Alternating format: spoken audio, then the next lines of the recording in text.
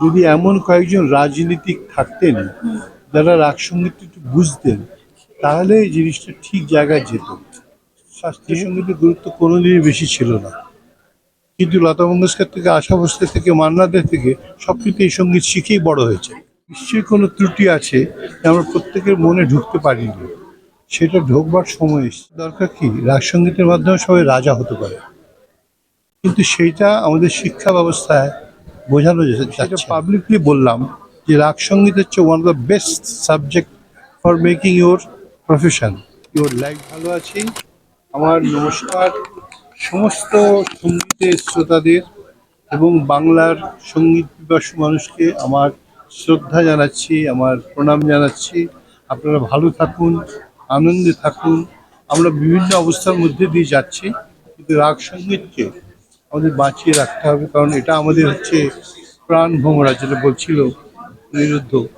ঠিক কথা, যে একটা সুর শুনলে আমি প্রমাণ করতে পারি যে ব্লাড প্রেশারটা সঙ্গে সঙ্গে 5, 10, 15, 20 কমে যায়। এটা রাগ সঙ্গীতের ক্ষমতা। আরেকটা ক্ষমতা হচ্ছে, সব থেকে পৃথিবীতে যদি গুগল ঘাটেন দেখতে পাবেন সব থেকে বেশি পরমায়ু কিন্তু রাগ সঙ্গীত শিল্পীদের, কারণ একটু ব্রিদিং এক্সারসাইজ আছে।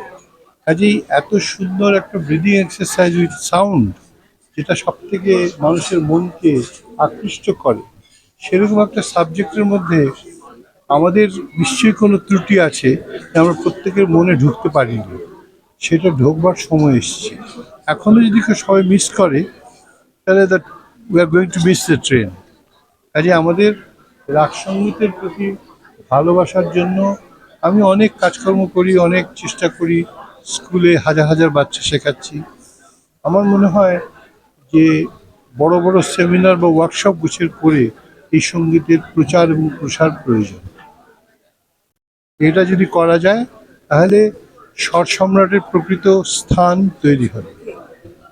তবে এই জেনারেশনের কাছে গুরুত্ব যতটা শাস্ত্রীয় সঙ্গীতের হওয়া উচিত, তাকে খানিকটা পৌঁছচ্ছে কম, বা না, তাদের মধ্যে দেখুন, সব থেকে বড় কথা হলো যে মানুষ ভাবছে যে একটা সার্টিফিকেটে যদি MA লেখা থাকে বা BA লেখা থাকে, তাহলে একটা চাকরি পাবো। কিন্তু চাকর হওয়ার দরকার কি, রাগ সঙ্গীতের মাধ্যমে সবাই রাজা হতে পারে, কিন্তু সেইটা আমাদের শিক্ষা ব্যবস্থায় বোঝানো যাচ্ছে না। এটা বোঝালেই বুঝতে পারবে। আমার যত ছাত্র গান বাজনা করে, তারপরে অন্তত 50 জন অত্যন্ত সাকসেসফুলি প্রফেশন করে বেঁচে আছে। এমন নয় যে কোনো রকমের দিন কাটাচ্ছে, প্রত্যেকের গাড়ি বাড়ি আছে। একটা চাকরি করলে কিন্তু এটা করা সম্ভব না, ধার করে করতে হয়।